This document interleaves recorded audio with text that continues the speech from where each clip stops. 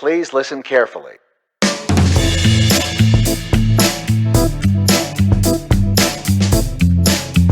Hello, everybody, and welcome to the first episode of the Study Space podcast created by the UniPlan team.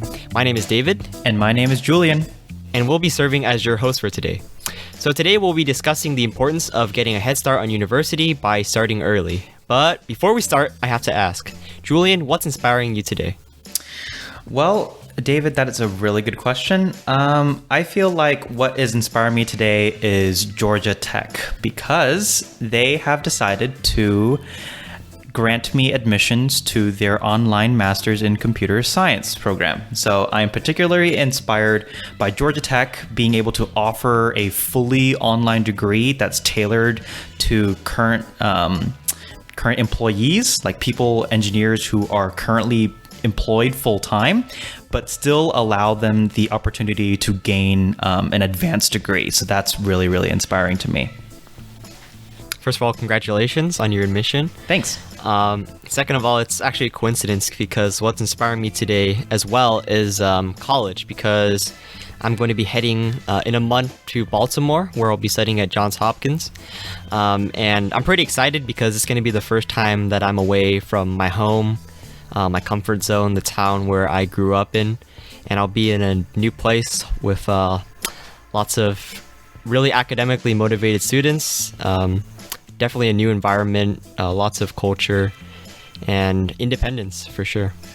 Yeah, it's going to be a different experience for you, but from my personal experience, I'm going to say that being away from home, living at least away from your parents, but if you get the opportunity to live by yourself or live more independently than you are now, it's going to be a very, very valuable learning experience, and you're going to be so much more mature for it.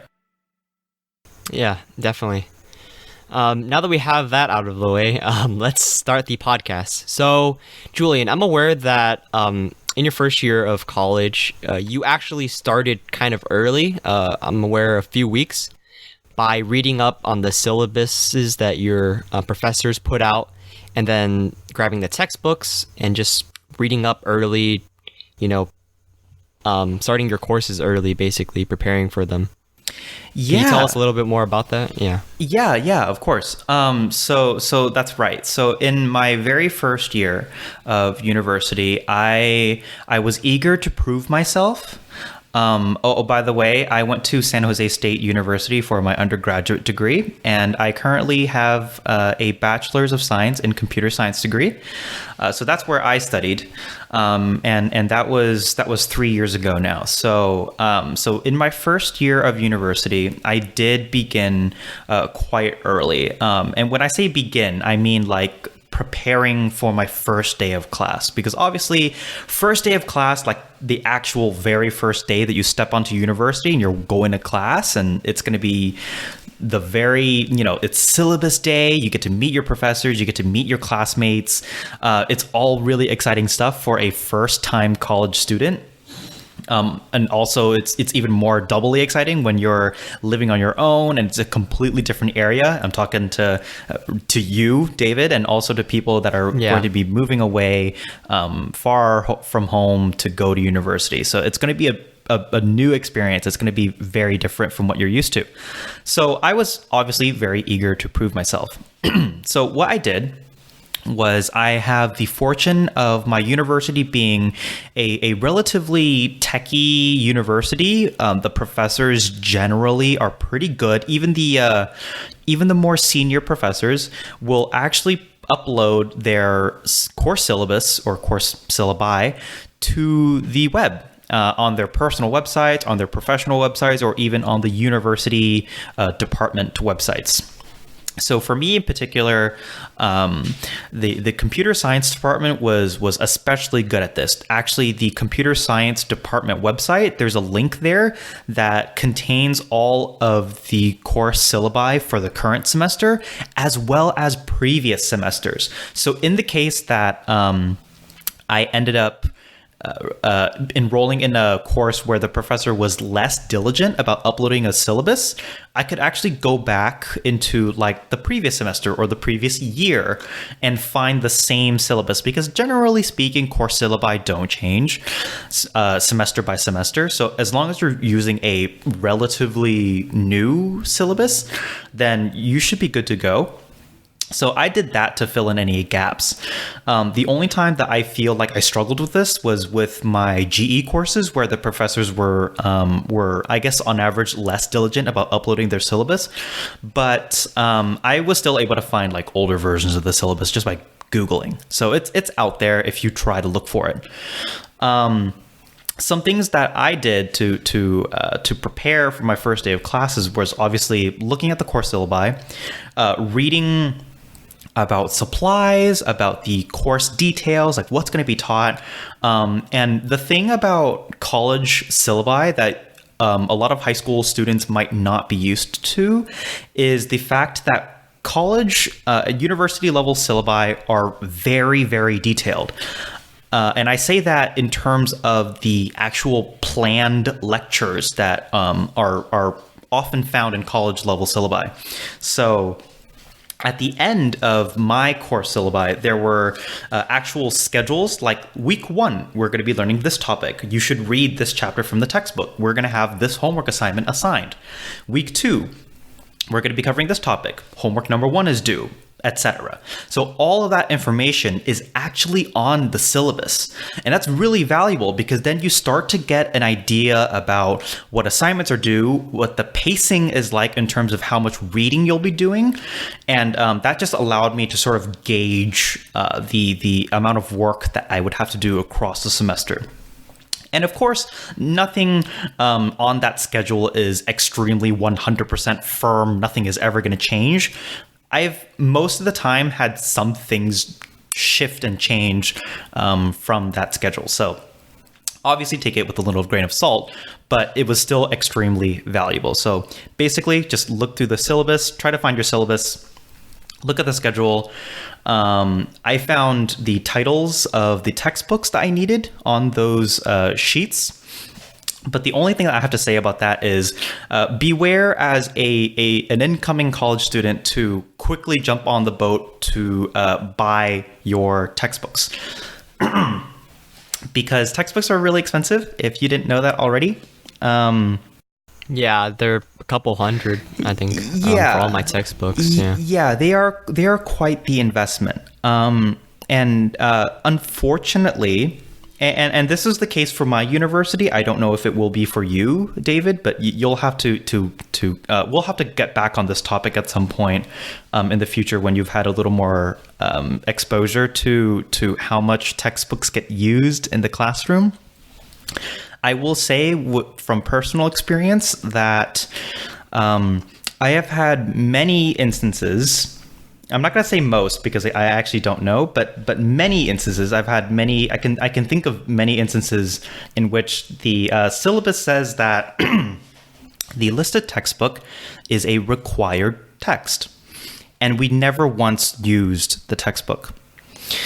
Yeah, I've heard that a lot too. Obviously, I haven't been in school yet, but I've heard that a lot of the professors in the school actually don't require textbook use, even though it's technically listed as a required reading inside the syllabus. Yeah, right.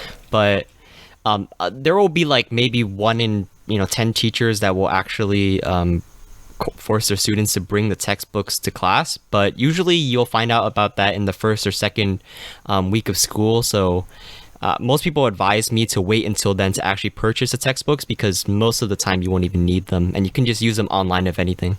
Yeah, so the thing about course syllabi is that depending on the school, of course, course syllabi is sort of like a it's hard to find the words. It's sort of I don't want to say battle, because it's not really a battle, but for lack of a better word, I'm going to call it a battle between the professor and the department that they work for. Sometimes the department and the official university policy will say one thing, and they will require professors to do certain things and have certain things and abide by certain university policies, which is all well and good. We should always try to follow policy as best as we can. But some policies don't make sense according to the situation. So, for example, I took a software engineering course, and it's a software engineering course, right? So it's going to be largely project based. For all of you out there who don't know, software engineering is the application of computer science, by the way, in a nutshell. So this is practical application of theory. So you really can't get out of taking software engineering without really doing a project as part of the coursework, right? So in this sort of thing where you're applying theoretical foundations that you've learned in the form of a project, taking exams doesn't really make any sense in this course. But obviously my university requires that all courses on the university have a final exam. They don't really say anything about midterm exams, but they do say that all professors need a final exam, right?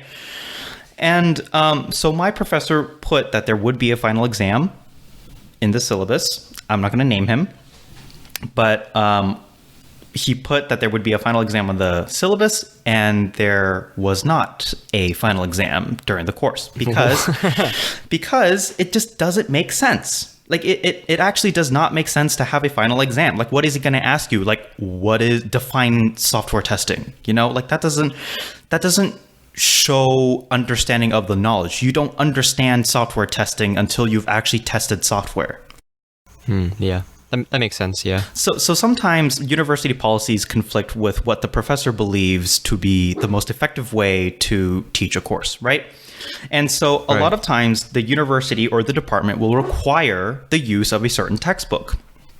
But if the professor has had extensive experience in the field, knows his or her stuff, they will choose not to refer to a textbook and just teach off of slides or teach off of their base knowledge, which is all well and good, right? So they will list a required textbook for the sake of the university to have it on the syllabus, but they won't use it, okay?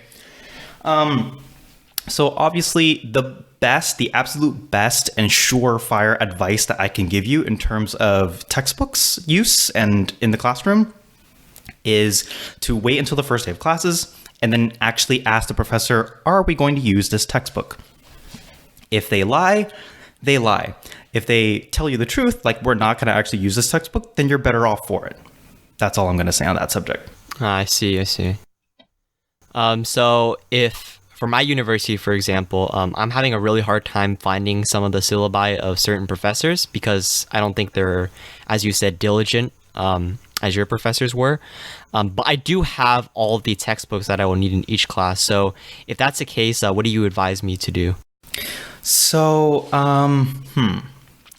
So that's obviously if you have the textbook already, if you have access to the textbook, whether that be an ebook, a PDF, or actually physically having the textbook, my best bet for you is to read the introductory chapters. Like, just get started on your reading. You can dive deep and like start actually taking notes, like outlining your textbook chapters. The issue that I found was I actually did this when I first started my university coursework. And like, while it helped and it sort of scratched the itch that I had to get started with university, a lot of the times when I found that I did this, the first couple of chapters of reading, because obviously you grow up learning to read a book from left to right? So obviously I start reading from chapter 1, logical thing, right? A lot of times the university professors will sort of skip chapters and start like chapter 5 and then go back to chapter 1 and then skip forward to chapter 15. Like they do that sometimes. So what I did was I just read from chapters 1 and onwards in sequential order. And sometimes that didn't really work. The professor would start somewhere in the middle at the beginning of the semester. And so obviously I wasn't taking notes and reading the right things. And I ended up reading and learning all that stuff for really no reason at all. So when you actually did use the textbook, sorry to interrupt. No, that's fine. When you actually did use a textbook, how did you take notes? Did you actually physically mark up a book, or did you use an online book and just write down notes on your own? So I happen to be more of an ebook kind of person myself. I don't It's not that I don't like having physical books. I actually quite like physical books. I love the way that they feel. I love the way they smell. I love the way that I can turn the page and it's all like right there in front of my face. But the issue with textbooks is that they are inherently heavy and space. They take up a lot of space, right? And that's an issue for me because as a college student living on my own apartment, space is a bit of a commodity. And also, I already dealt with the trauma of carrying like tons of books in my backpack in high school. I really don't want to do that anymore. There just isn't. By the way, oddly enough, when you transition from high school to college, the desks in the lecture halls for some odd reason get smaller, which doesn't really make any sense to me. Oh yeah, I've seen that. If you have the benefit of going into a sort of more modern, smaller classroom sort of a university, you will find that the desks are actually quite large, like they're long, glorious tables. Those were really nice. But sometimes I got put into a lecture hall where the desks were literally half the size of what I was used to in high school. So realistically speaking, I legitimately did not have enough desk space to even put like a full-size notebook on the desk. Like there was stuff hanging off. So lugging a textbook around isn't really in my best interest. So I'm more of an ebook person. I carry everything as much as I can on my iPad. And that's where I keep all of my textbooks. So I have really never written or marked up a physical textbook before.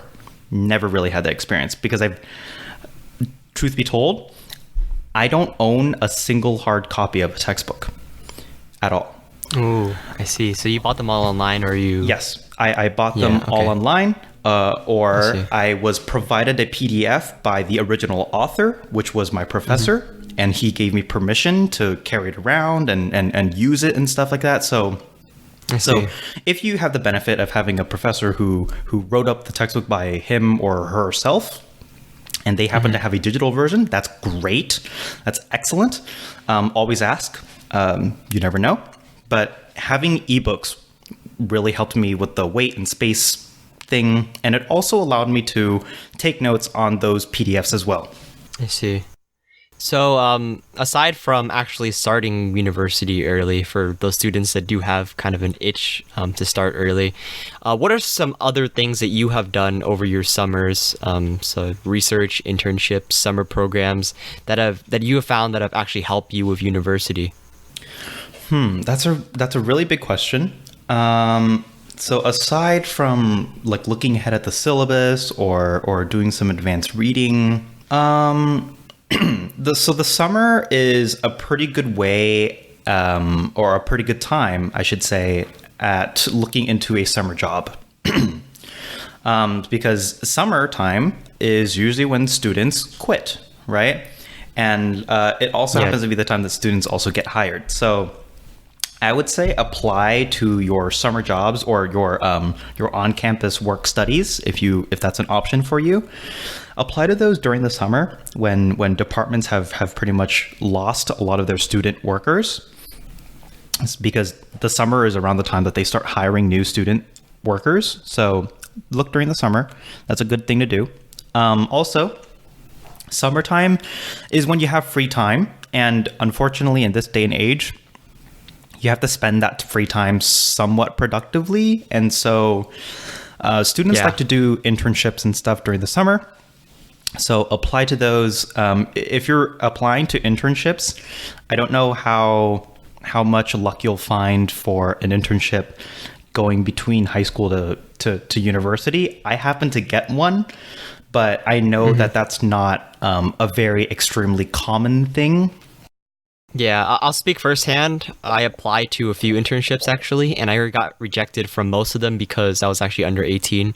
And the ones that I didn't straight up get rejected from, I actually never got a reply back, just because I think those positions were already filled, or because those companies were really strict on their hiring and they're not really looking for a student who just came from high school going into college. I've heard that it's easier to get an internship as a second or third year usually when you've acquired some skills, but it is possible to get an internship like earlier on. I know NASA does the program where they hire high school students actually. Yeah, one of my friends and you, Julian, both of you guys worked at NASA during high school, which is right, quite impressive. Yeah, and I can't say much about that first experience for policy reasons and legal reasons, but I can speak to the second one, where I did work alongside high school students, and they were actually quite amazing. Like, they were actually quite talented, but NASA internships in particular know that the internship is meant for you to learn things. So they don't really expect you to be able to contribute anything extremely productive to the team or to your mentor in like when you first begin. Obviously, it's an internship. So they are extremely patient and very helpful in your learning experience. So that's a really good thing if you can get it, but don't sweat it if you can't, because obviously it's extremely rare to have high school students work alongside PhD researchers. You know, it's just a rare thing. Yeah, I know high school internships are extremely rare in general. I was actually, I applied for one back in the summer after my junior year, but I had to turn it down because I was doing a national competition in Philadelphia. So during that week, I would not be available during the internship, and they said that it was just too much leave time since it would be only a few weeks. So that was quite unfortunate. I wish I could have had that experience, but going forward, I know that I'm planning on applying to internships somewhere in my second or third year. Just on that note, when you say there's an internship for several weeks, in my experience, an internship that lasts for several weeks like that isn't going to give you the requisite amount of time to be able to learn and contribute productively. So an internship with that short time span, I would even argue to say that a summer internship is too little time. Like that's my perspective on being able to contribute in a valuable way. So as you said, if a summer internship is really not enough to teach students some of the skills that they need to have, would you suggest that students get an internship while they're in college? See, now here's the weird thing is I'm going to say something that sounds completely like backwards and dumb. So I just said that I would argue to say that summer internships don't give you enough time to learn and be able to contribute effectively and such like that, right?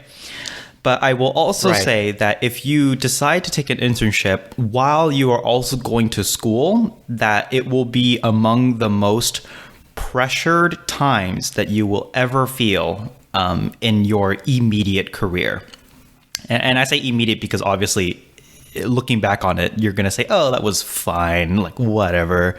And in the future, obviously, you're probably going to go through more trials and tribulations that perhaps, relatively speaking, will be worse than having an internship while going to school. So I'm going to say that, and I'm speaking from actual personal experience because I did intern at NASA full time, which, by the way, in the United States is defined as 40 hours per week is full time. I was a full-time NASA intern and a full-time university student. Okay. My university and like student loan servicers and stuff define full-time status as 12 semester units or more as full-time. Okay. So I was doing full-time school, 12 units. And then I was supposed to be doing 40 hours per week at NASA, but I happened to play my cards sort of smartly, like pretty cunningly, I would say for myself. Two of the courses that I enrolled in at my university were fully online. So I didn't have to physically be on campus to take those courses. Okay. So that's two. So that's half of my schedule, right? The other half, I had to be there. There were no other replacements for that. They were core computer science classes, Can't avoid them. Right. My internship was a software development internship, a software testing, and then I moved into development later. But anyway, my primary role was working with software and development and testing. So the beauty of working in the software engineering industry is that it just happens to be quite easy nowadays to be able to do work at home. And my NASA mentor was extremely accommodating and respecting and totally understanding of my predicament of working and going to school at the same time. So he totally let me like come in whatever time I want, leave whatever time I want, as long as I got my work done every single week. That is all. So as long as I got my work done, he didn't care when I had to come and when I had to go. His only conditions were I got my work done at the end of the week, and also I attended the group meetings every single Friday. That was it. So, I see. So while I wasn't at the base for a full 40 hours, time period, I still got my work done. I still impressed him with the quality and the amount of work that I was doing at the time. And I also scraped by that university term relatively unscathed. Now, while it was extremely valuable and I got an internship experience out of it, it was extremely stressful. I had very little time to myself. It was very pressing. So for those of you who know me out there, I was in the middle of like a very, how should I say this?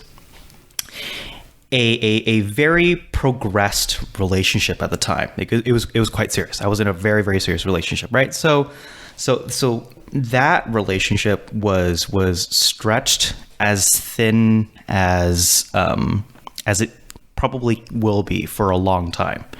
Okay, at the time it was very pressing. So I can't recommend it to anybody who values more free time and life balance. But if you can stomach a semester, say 4 to 5 months of living in an extremely stressful situation, then go for it. If you feel as though that's not for you, then I would recommend against it and stick to the summer internships. Okay, I see. I'm aware that you also did research, but you didn't do that during summer. Did you? You did that during your school year? A little bit of both. So, so I approached my professor for the research opportunity during the summer, and she gave me some like head start reading to do before the semester actually began. So after getting my research opportunity approved with the computer science department, she just sent me a bunch of research papers to read over. The textbook that she was using, she actually had the PDF version of the textbook. Yay. And so she was like, read these chapters and come back to me, review these algorithms, and we can have a more productive discussion. So I had to read those over the summer. I didn't really meet with her that much because it was mostly just prep work, like just read these things and get ready. And then once the semester began, then I started meeting her regularly. It wasn't really like a class. Like we met every other week rather than every other day, like normal university classes are. So I met her every 2 weeks. Like that's pretty long span. The reason for this was I had to implement the algorithms that we were thinking about, test them, experiment with them, test their validity, test their accuracy and their running time and stuff. So a lot of it was theoretical discussion, but also a lot of it was implementing theory, which is quite difficult to do, especially for an undergraduate researcher. So yeah, I mean, I had to do it a little reading during the summer, a lot of it during the semester to implement the algorithms that we were talking about, but it wasn't a lot during the summer. I would say I wasn't really particularly worried about it. I see. So the next topic we're going to go on to is how to set up a study schedule and a daily routine before school actually starts. But before we get into that, I'm going to take a second to talk about our app, which is UniPlan. So obviously this podcast is made to promote our app and everything that we do. So I'm just going to talk a little bit about it. So it can be difficult, obviously, for college students such as ourselves to organize our daily lives, and UniPlan can serve as the all-in-one planner for university students who are struggling to get things together, plan out when they're going to study, when they need to attend class and everything. So Julian, if you could talk a little bit more about some of the features of UniPlan and what it has to offer students. Yeah, so obviously, having recently graduated from university, I know a thing about being a university student. I hope so, at least. So I graduated with honors in my degree. So it's I did a lot. I performed well during university. So I think I'm qualified to speak on this subject at least, and develop an app like this. So aside from starting this project, I happen to be one of the lead software engineers. And our app, which is a cross-platform app for iOS and Android, is supposed to be, as you said, David, an all-in-one solution for university students, college students too. And you could perhaps use this for high school if you happen to be a high school student that's, listening to this podcast for the future. Yeah, I've used an organizing tool when I was in high school, and I found it pretty useful. I'm 100% sure that any student could pick up UniPlan and also use it in high school. Although some of the features won't be as useful to you, it will definitely still be a great help for you to plan out your homework and your schedule every day. Yeah, as a general purpose sort of to-do list and keeping track of your assignments and stuff, it's a pretty good tool and completely usable for high school. But if you want to have the full span and offerings of UniPlan, then being in college or being in university, you will find that that's given to you. And some of the features I'm talking about are tracking your GPA, tracking your grades and stuff, which you'd think would work for high school. But the problem with a university GPA is that your GPA actually changes by your minus and pluses. So what I mean by that is an A minus is no longer considered a 4.0. And I say that because my high school, or our high school, David, considers an A minus still to be a 4.0. And a B is still a 3.0, whether or not it's a minus or a plus, right?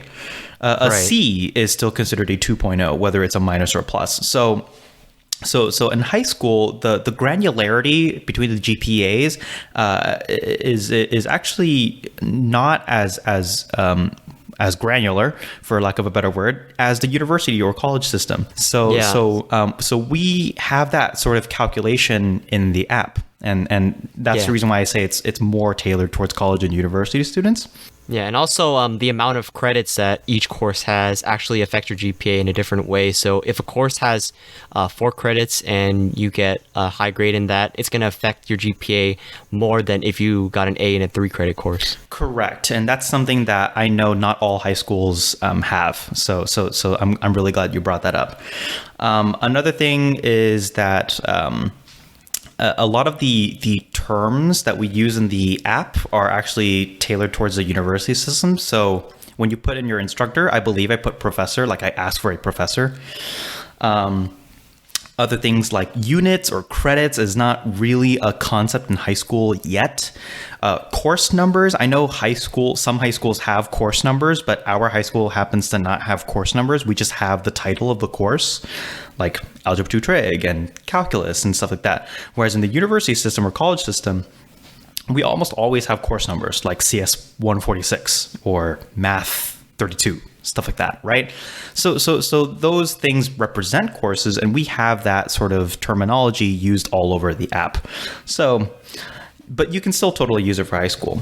One feature that I'm particularly proud of is the concept of being able to track your personal energy levels and using that data to sort of automatically schedule your tasks.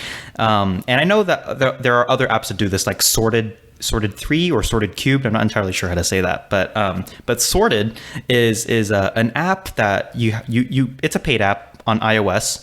For the phone and for the iPad. They don't have a desktop offering, which is unfortunate. but we don't either, so that's okay. But the Sorted app, they have this feature called auto schedule, which basically takes all the tasks that you've listed out for a particular day, and obviously you need to put in a duration for how much you estimate that task to take. Like, say, doing the laundry will take approximately 30 minutes to do. So you put in laundry, 30 minutes as the duration, and then let's say you have like a string of those tasks laid out for a day. You select auto schedule, and then the app will basically just pick and choose time slots in your day, and it'll just give you a schedule for the day. So it sort of removes the thinking away from scheduling your day, which frees up mental resources to actually do those activities. And I think that's actually a really, really cool feature of Sorted. The thing that I like about our app is that it leverages this sort of theory about personal energy levels. And David, tell me if you've ever read a book called The Productivity Project by Chris Bailey. I've never read that. So you should. It's a really great book on productivity. It's written by this guy named Chris Bailey, and he's pretty much generally considered as one of the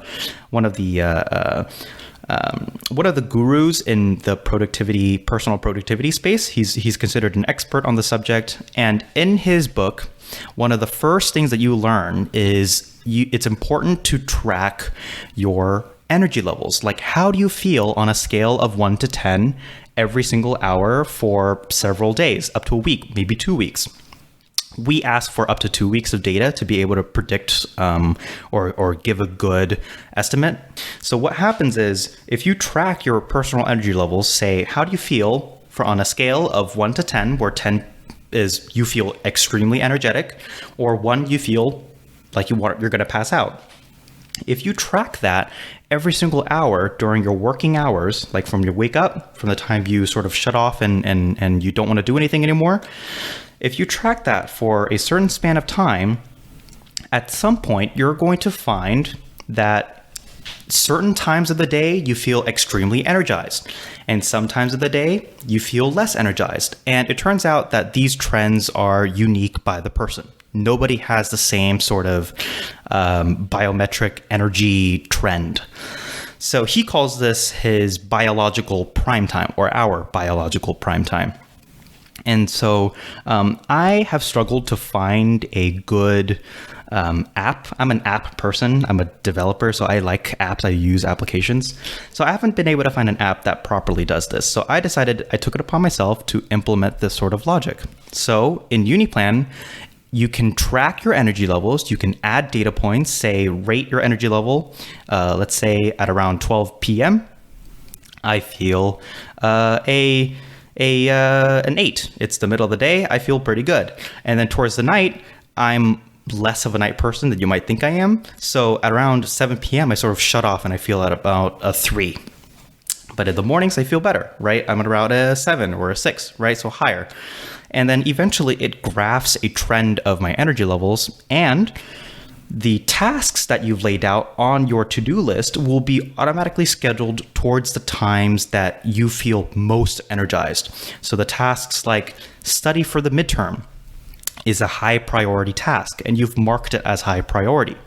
You can schedule that towards your high energy levels, your hours of high energy levels, and you're more focused. You are basically set up for success in that way. So that's one of my favorite features of the app.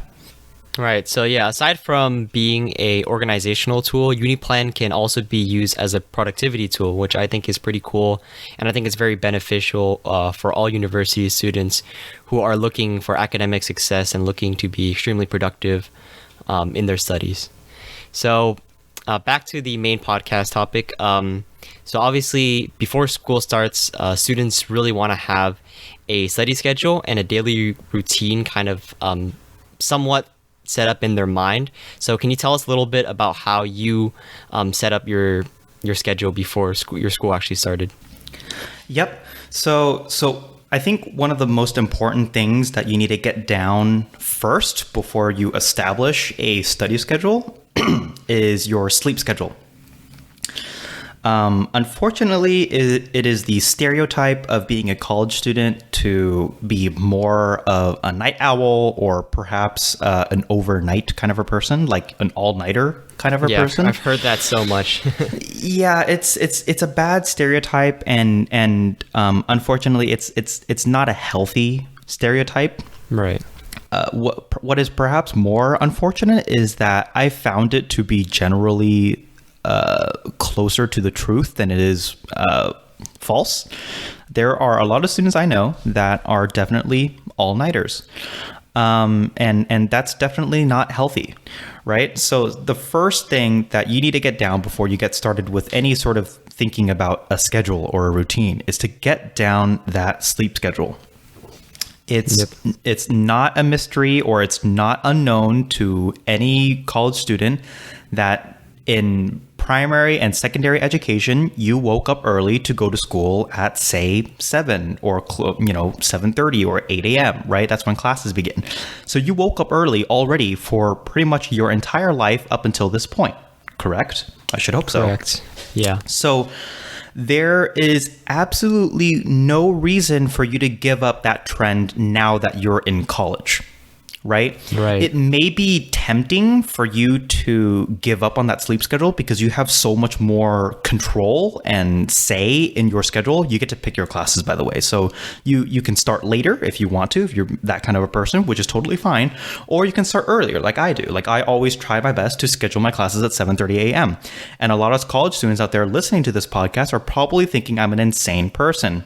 You might be right. That's incredible because most people really hate anything that starts, I think, at around 8 a.m. Anything super early, it's just no. Yeah, at my university, virtually every single student hated anything before 9. Yeah. But I was the kind of person who really enjoyed taking 7:30 a.m. courses. And I liked that because if I started earlier, I ended earlier. And I had the rest of the day to do whatever I wanted, including passing out if I felt tired. So I would say stick to the trend or stick to your habit of waking up early in the morning and sticking to that even on weekends, because it's important to keep the consistency of your sleep schedule so that you aren't sort of shocked by, having to wake up early or being the kind of student that's like late to class every single day. Don't be that kind of student, especially in your first year. So get down the sleep schedule. I actually, fun fact, you might think I'm crazy for this, but I actually schedule sleep like in my daily schedule. I have sleep as like a time block in my schedule. And that's important because it reminds me that sleep is a health thing that many, many, many, many people don't have down. Yeah, and I don't think that's crazy at all, actually. Sorry to interject, but right, but yeah. Other students will think that it is crazy. Oh yeah, definitely, because people don't really plan it out. When I was at Johns Hopkins for my kind of university fly-in, kind of like admitted student tour, our tour guide actually said it was really tempting to him his first year to just get out of bed like 5 minutes before class, since his dorms are right on campus, just run to the lecture hall and just attend class right there. But he said this was really horrible for him. He did it like a few times, but he stopped afterwards because he realized that it wasn't letting him prepare for class. It wasn't giving him the good start that he had every day. So he'd end up going into the lecture hall really groggy. He wouldn't be able to retain any information. So it's really important to just get up early and actually prepare for your classes before you enter them, because otherwise you're basically wasting your education. Yeah, there you go. My managers at Oracle right now like to say that if you're on time, you're late. So it is always better to be early to your class than it is to be right on time, because being right on time means you're late. An incentive, if you value this, is being able to find good seats in a classroom is easier if you're early to class. So if you're the kind of student that like you need to sit in the front in order to take in any information, the front seats sometimes are harder to get because it's university. Sometimes you're pitted against, or you sit alongside very high achieving students, and those high achieving students like to sit in the front sometimes. So if you're that kind of a person, it's difficult to sit in the front. I find that most students like to sit in the middle. So if you're that kind of a student, then coming to class right on time, you won't be able to find a seat in the middle. You'll probably have to sit in the back or right in front if you're uncomfortable with sitting right in front of the professor. So that's an incentive if you need that sort of incentive. But I would say that first of all, I need to clarify that I'm pushing for you to schedule your sleep or value your sleep schedule. I am in no way saying that if you're the kind of person who likes to wake up later in the day and you're more productive at night, that you should wake up early, because the research shows that there is actually no socioeconomic difference between early birds and night owls. Okay, so that's one thing. The important thing is to actually value 6 to 8 hours of sleep every single night. And I have maintained that consistently throughout my entire university career, and I've kept it up to this day. And I feel better, I feel healthy, and I am glad. I'm trying to think about how many times I've actually pulled an all-nighter for a university assignment or project, and I don't think I have ever once pulled an all-nighter in college. I'm trying to think of an instance because I feel like something like that, something so rare, I would actually remember it. That's and incredible. I can't think of an instance in which I actually stayed up all night for the purposes of a university assignment. I'm trying to think, and I can't think of it. I think people are jealous of you right now, because I know a lot of people who like to pull all-nighters. Not even but they're just kind of forced to because they procrastinate on assignments and everything. So actually, how were you able to do that? How are you able to finish so quickly? Because obviously you're getting a lot of sleep like every day, 6 to 8 hours. So how are you still able to finish all that work even though you were getting so much sleep? The key, I think, is to reduce distraction. So you can go as extreme with this as you want, or you can be as loose as this as you can. So you can go as extreme as to shut off the Wi-Fi if surfing the web is actually a problem for you. This might be easier for students that are, say, doing reading or doing math homework. You don't really need internet access for that sort of work, so you can turn off the Wi-Fi if that's what's distracting you.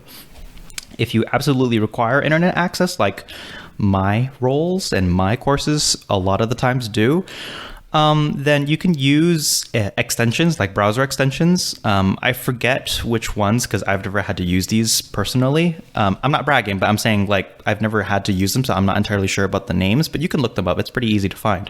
There are browser extensions that actually block your access to certain websites. Like you can list YouTube and Facebook and Twitter and all those websites blocked on your browser. So when you visit them, they won't allow you to get in there unless you say just let me in.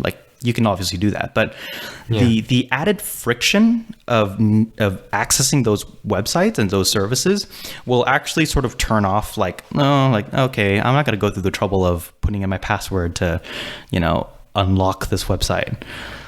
So you can do that. For me personally, having a separation between my living space and my workspace, or having a work mode, quote unquote, and a relaxing mode, really, really helps. The mental separation does a lot for me. That's what works best for me. So while I was at university, I got a standing desk. So for me, I work when my desk is in standing mode, and I am relaxing or playing when my desk is in sitting mode. So I only ever go on YouTube or go on Facebook and stuff and browse and play around when my desk is in sitting mode, when it's down on the floor. And then I raise it up to standing height when I'm working and doing homework and studying. So even that little thing that there's no change in space. It's just a different thing in my working area. That mental separation really helps me. It feels like I'm at work. This is standing. I'm standing. I need to work. Like it's just a thing. In one of the productivity self-help books that I've read, it even works for a lamp. I forget which book specifically had this example, but some book mentioned that a person was able to sort of establish this sort of mode by having a lamp. So they would turn on the lamp when they were working and then turn off the lamp when they were relaxing or not working. And they were able to use the same space for both play and work. The only difference was the light being turned on and off. And that created enough mental separation for them to be productive. When the light was on, it's work time. When the light was off, it's playtime.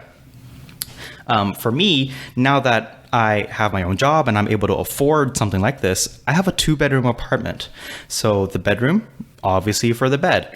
The second room is not for the guest bedroom. It's actually for the office. So this room is where I work, and I don't play in this room.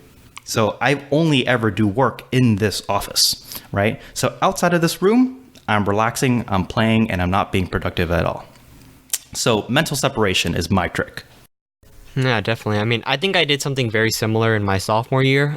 So I basically have my desk area where I do everything, where I basically, like, whenever I want to go on Netflix, whenever I want to go on Facebook, whatever. But I also use this place to study. So in sophomore year, I found that to be too much of a distraction. So what I did was I actually moved over to to my living room, actually, and I started doing my work there. And although it was sort of inconvenient at first, it ended up paying off a lot in the long run because I was able to compress like 6 hours of reading into maybe 2 hours, which was very beneficial for me. Yeah. And speaking of the sleeping, yeah. So I was just about to say, another area that you can do is obviously at university. You can go to your library or any other study space. So, but I feel like a lot of people go to the library and just kind of, do whatever. Right.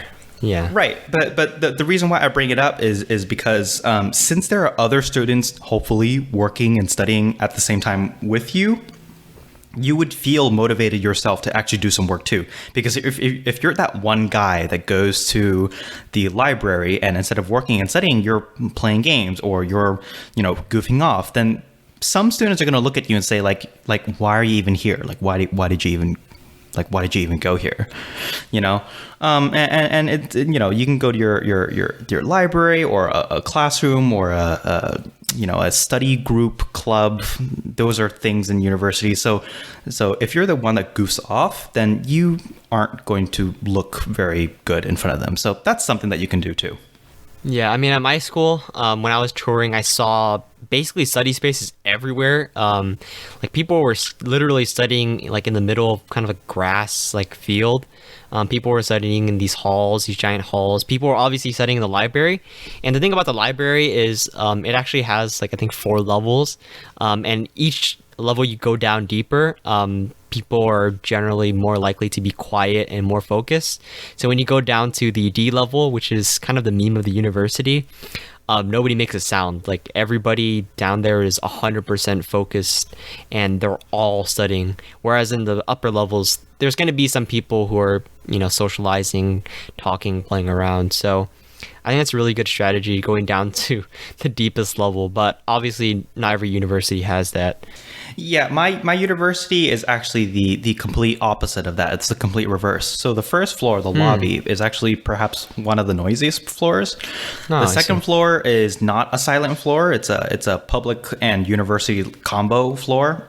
By the way, my university library at San Jose State, it's a public library and university library combo. So we share the building, but we sort of split up the floors. So the public and university share the first floor because obviously it's the first floor. It's the lobby. Like, what are you going to do? There's a second floor, which is a reference floor that's shared by the public and the university. So there are university volumes and there are public volumes. Third floor is public library only. So that's where all the general collections are. That's where you find your novels and stuff like that you would normally find in a public library.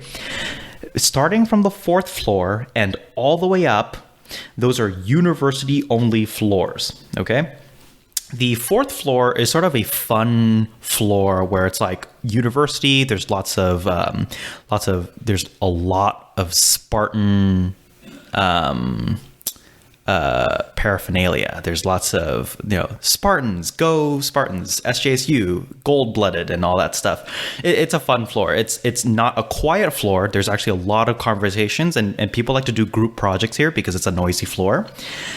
The fifth floor is where you start the quiet floors. Okay. So these are where the university library has made it policy that on the fifth floor, the sixth floor, the seventh floor, the eighth floor, those are quiet floors. You must be quiet. And on certain floors, I think it's the seventh floor, it is 100% a silent floor. So there's a difference between a quiet floor and a silent floor at my university. Silent That's floor, intense. yeah, silent floor is absolutely no conversation, like nothing, not even a whisper. The quiet floors allow light whispers, not group discussions, but you can study with a partner and like whisper, very light whispering. No phones. Like no ringtones at least, and like no phone conversations obviously and stuff like that. So we have designated floors for silence. So that's a thing. If your university has that, then that's great. But I think it's generally understood, even if your university doesn't have those sort of policies, it's generally understood if you're a decent person in society that you go to a library, you're going to be quiet. So don't be that one jerk that is really noisy at the library, because that's really annoying. Yeah, I mean, it sounds pretty intense, the silent floor, but I think that'll really get you to work, separating your relaxing space, which would be your dorm, I assume, from your study space, basically. Yeah, so I was going to say earlier, and I forgot this point, I say I come from a position of privilege where I have a 2-bedroom apartment. Obviously, it's super easy for me to just walk to a different room. And for you, even you, David, are speaking from a position of privilege. You can just walk to a different room to study because you just happen to want to separate yourself. In a dorm, that's a little more difficult to do. Your workspace is mixed with your sleeping space, your relaxing space, right? So it isn't possible for you to effectively mentally separate yourself from work and relaxation. And that's the reason why I brought up the library point, is that you need to get out of the dorm. Like, don't stay in your dorm to study and do your work. That's really not the place to do that. Yeah, I mean, I'm actually aware that some universities have like rooms outside of your dorm room just meant for studying. People also use it to, relax or whatever. But a lot of times when I walked past, I saw a bunch of students like intensely studying there, probably because they don't want to have that distraction of like, oh, there's your bed and there's your laptop and there's everything. You just grab your books and go out into that area and just study, hit the books. It's very useful. I mean, that's a thing. So my university dorms, we have different kinds of dorms. The more expensive ones are really fancy. You get your own room, so you can close your doors, but it's also like a suite, so it's like multi-bedroom. So you're still sharing the apartment with multiple people, but you get your own room. So it's basically like a 2 or 3 bedroom apartment, and you each get your own room. So that's a thing. And then there's also like the living room area, so you can work in that bedroom and then go out to the living room and, relax there. So that's a thing too. But there are some dorms on my university where it's like the olden days, where it's a bunk bed and the desks are right there, right at the foot of your bed. So that obviously isn't really going to be really conducive to productivity. Yeah, it's very distracting. And speaking to your second point about sleep, I know in my junior year, I tried something different. So what I did was I set up a sleeping block from 8 p.m. to 4 a.m. And I did this for, I think, definitely the first semester. And then I kind of dropped it off at like halfway through the second semester, and I think I immediately noticed like a difference in productivity because when I was sleeping from 8 to 4, those hours are usually hours when people honestly like socialize, and Facebook is my downfall because people are just messaging me left and right, just about stuff that's not even really important. So when I went home and I did my homework immediately and I just slept from 8 to 4, when I woke up at 4, there was no one to talk to, right? I doubt anybody stays up past 4 or wakes up that early. So I basically had about 3 hours just on myself to study, to do anything that I wanted to if I already finished my homework. And I found that to be so useful for productivity because that year I had like the most AP classes that I ever had, but I was still able to get like a lot more done. And I think that was the 1 year where I slept 8 hours, I think, consistently. So it's a very useful strategy just to set up that sleeping block. Because even though you'll say, oh, but I won't be able to finish this in time, if I sleep 8 hours, when you really set that 8 hours, it actually forces you to kind of finish your work earlier, set earlier deadlines, and make sure that everything is done because you have that pressure of, I need to sleep 8 hours a day.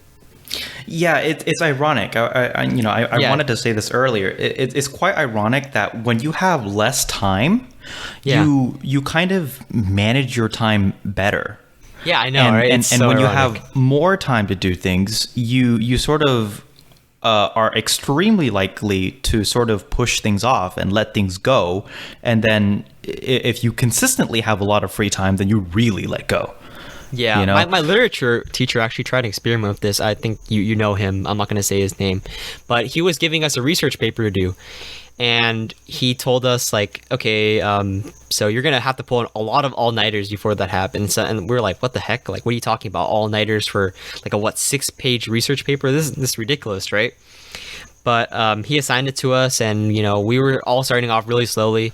It's like, oh, you get 1 day to do your intro, and then 1 day to do your conclusion, and 1 day to do your sources. So it's like, oh, this is super easy. He's going to give us, like, after that, I was probably like, oh, he's probably going to give us, like, a day each to do each body paragraph or something like that.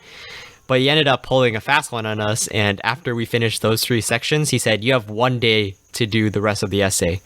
We were all like, what the heck did he just do? Obviously, like, I think everybody finished it. To what quality, I'm not sure. But after that, he said, I was just kidding with you guys. This paper is actually due in like 3 days, but I wanted to give you guys time to actually revise it because I know that a lot of you guys just kind of do it at the last second and then not touch it.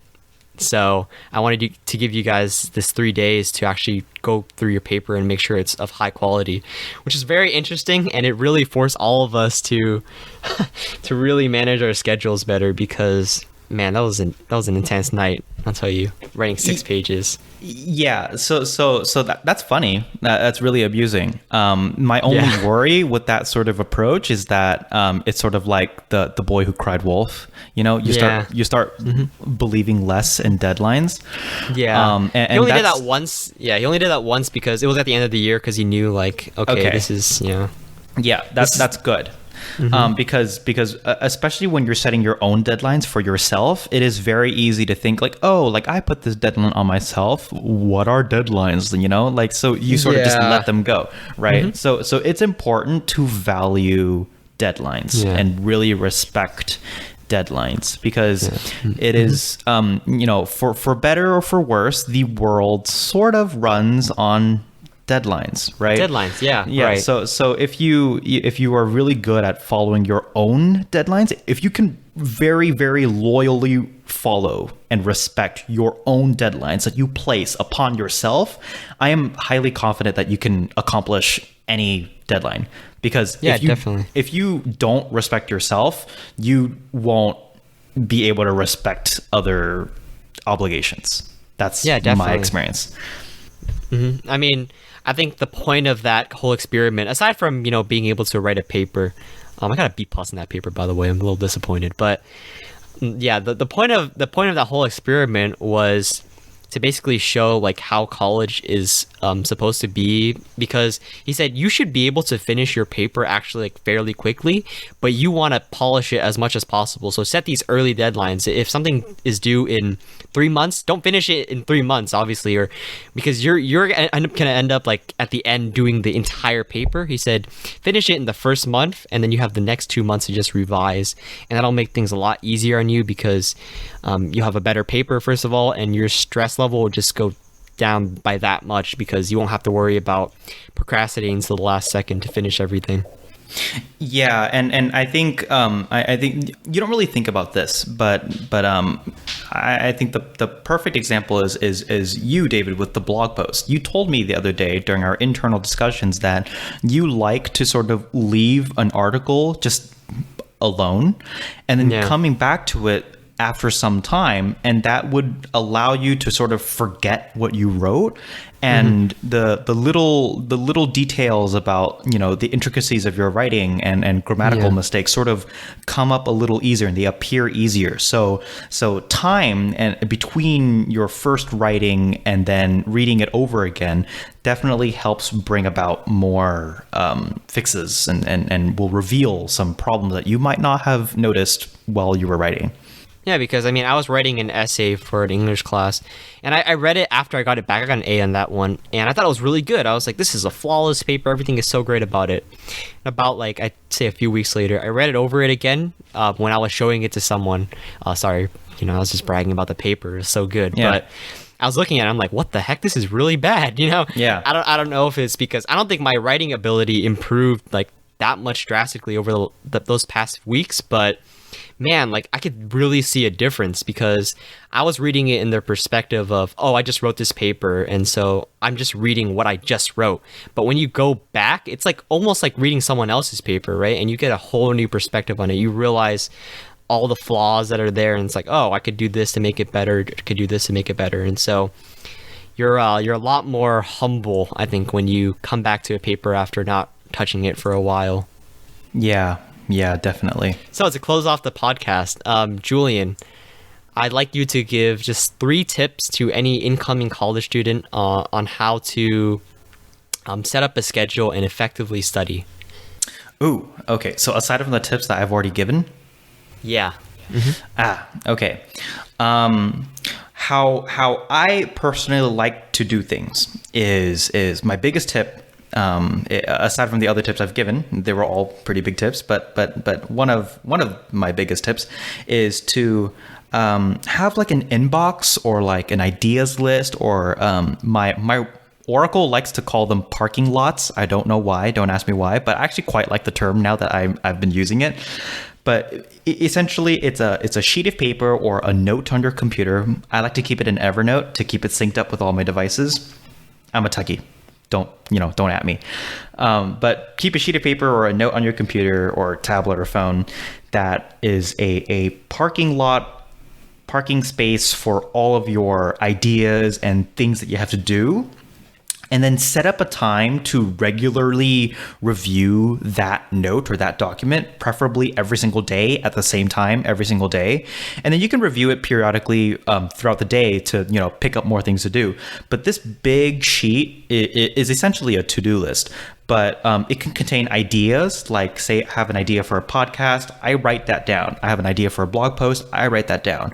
If somebody asks me to do something and I can't get to it right now, I put it on that note. And then I review that list every single day, and I get to pick and choose which tasks I want to do that day. This is something that I got from a book I read called Getting Things Done by David Allen, I believe is the author. Correct me if I'm wrong. We'll put it in the show notes if my references are incorrect. But Getting Things Done is the book. He called this his inbox. And every single day he would go through this list. If something needed to be done on that list can be done in less than several minutes, do it right then and there. Like, just do it immediately. Just get it over with. If it needs more time than several minutes, say more than 15 minutes, then schedule it. Put it into your schedule and do it later. Okay, so every single day you do this sort of routine. Ideas like podcasting ideas and stuff, you sort of convert those into actionable items. Like tell David about this idea and then put that into my schedule, or draft this blog post. I make that a task and I schedule it for later. Do stuff like that. So I always have that sheet or that note close by to be able to do that. So that's my first tip. Second tip, does it have to be things that I haven't said already? You know what? You might as well just mention stuff that you've already said and emphasize them in greater detail. Yeah. Okay, sleep. Like sleep, I think I have to re-emphasize that because a lot of students will sacrifice sleep in exchange for more time. In reality, in the short term, that might sound like a good idea. In reality, what you're doing is you are borrowing energy. You are essentially borrowing energy and time from the future to make up for it now. And you actually, the return that you get on your investment, if you're sort of an econ and business student, is in the negative. You get more time, but you don't have the mental energy to accomplish what you set out to accomplish. Okay, so just cut your losses if you did not finish what you set out to do that day and you have an assignment due the next day. It's always better to just go to bed. Like if you feel like you need more time to study, just go to sleep and just take the test, because at that point you really can't do much more. If you stay up late to cram and study, you are creating a situation in which you will not perform as well as you think you will. So more time does not necessarily mean more energy in the day. Okay, so sleep, 6 to 8 hours, 6 being the minimum, 8 being a pretty good sweet spot if you can do that. Okay, so that's my second tip. My third tip is to it's to have a trusted system that you can fall back on. Get information out of your head is my third tip, okay? And this is sort of relates to my first tip, but you need to get information out of your head. If you constantly keep everything inside your head, you reduce your cognitive ability to be able to make smart decisions. You reduce your cognitive ability to remember things. Contrary to popular belief, if you keep everything in your head, oftentimes you'll have a harder time remembering new information, because all of the things in your short-term memory get pushed out to take in the new information.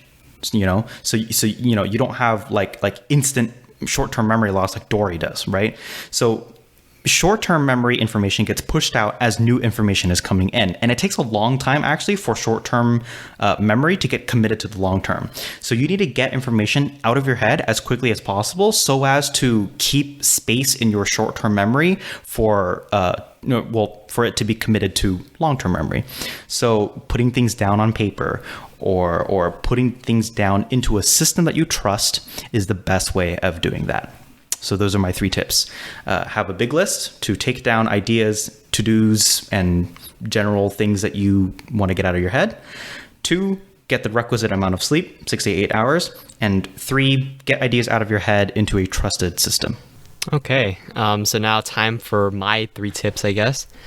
So the first tip I would have is to definitely study ahead, because it'll make you less of a robot. So I feel like sometimes when people like just study like the day before the test or 1 or 2 days before the test, they're really caught on like this new material that they're learning, because generally they're playing catch up with a lot of the material that they haven't fully understood before. And I would advise people to just master the content ahead of time, because then when you have everything mastered, like let's say a week before the test, instead of thinking about it like in terms of your most recently learned, say, technique for integration, say, you'll think less like a robot, because you'll go into the test with a fresh mind and you'll basically have everything under your belt. You'll realize like what technique to use, what you'll need to pull from, because if you're just thinking in that frame of mind of, oh, this is what I studied last night, you're going to be stuck in that what you studied last night, right? So it's going to make things a lot harder for you. Second thing I'd advise is, like we spoke about earlier, study environment. I feel like it made such a huge impact on me. I would advise that you study away from the area where you usually like surf the web, watch YouTube, go on Facebook, because it just makes everything so much more distracting. Go into an area where you actually like don't usually do anything in, and just go there, hit the books, and you'll get a lot more done. And the third tip that I'd say is to just take breaks between your studying, because I think a lot of the time, like I get really sick of just doing something, because I find that after around 30 minutes, I'll be distracted because let's say I'm stuck on a problem and I won't be able to solve it, and then I'll just be doing other things while I'm trying to solve that problem. And I just say after every 30 minutes, take a few minutes to just go play a game, use the bathroom, do whatever, and then come back to it, because then you'll start off thinking like straight about the problem, and you won't be so distracted by not having any break time at all between these intense study sessions. So that's my third tip. That's a pretty good one. Have breaks to break up literally your study sessions so it becomes much less intense for you. Yeah. So that's it for this episode of the Study Space podcast. We hope you enjoyed it, and please tune in next time.